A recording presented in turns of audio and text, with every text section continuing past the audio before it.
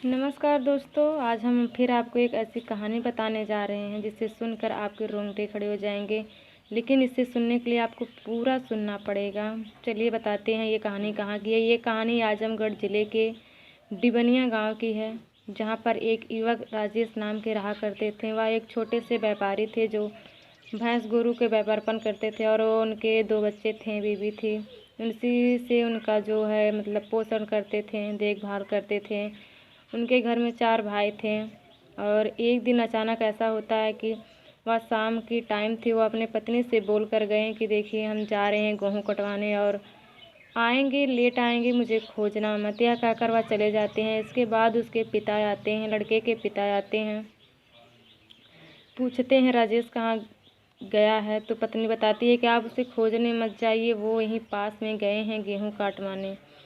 इतना कहकर पत्नी चली जाती है सोने के लिए। कुछ टाइम बीतता है। इसके बाद उनके पिता जो हैं वो एक डंडा लेते हैं और डंडा लेकर उन्हें खोजने चले जाते हैं और वहीं से उन दोनों में विवाद होता है। इसके बाद घर पर आते हैं तो लड़ाई हो जाती है। अचानक से फिर उनके पिता जो हैं, उनके बेटे जो थे, वो अपने बेटे और बहुओं को और अपने पत्नी को बुला लेते हैं। उनके ऊपर ताबड़तोड़ लड़ाइयाँ होने लगती है। लड़ाइयाँ लगभग 2 बजे तक चलती है। उसके बाद किसी तरह सुबह होती है।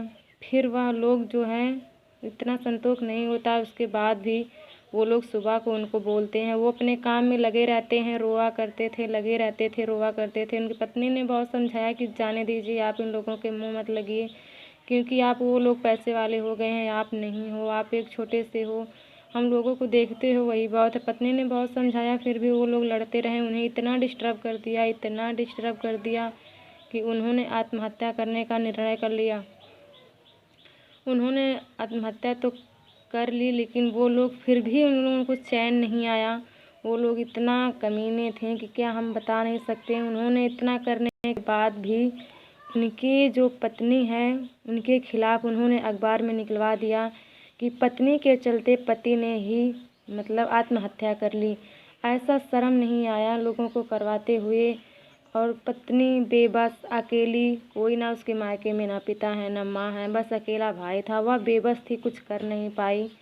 और ये लोग जो है पत्नी पे सारा इल्ज़ाम डाल दिए। सबके सामने बोले कि मैं उसकी देखभाल सब कुछ करूँगी, पर उन्होंने 1 महीना तक उसे अच्छे से नहीं देखा। इस टाइम वो मायके में चली गई है अपने दोनों बच्चों को लेकर। तो दोस्तों आप लोग बताइए, आप लोगों का सुझाव क्या है? ऐसे लोगों के साथ क्या किया जाए? न्याय मिलना चाहिए उसे या नहीं? कमेंट में ज़रूर बताएं।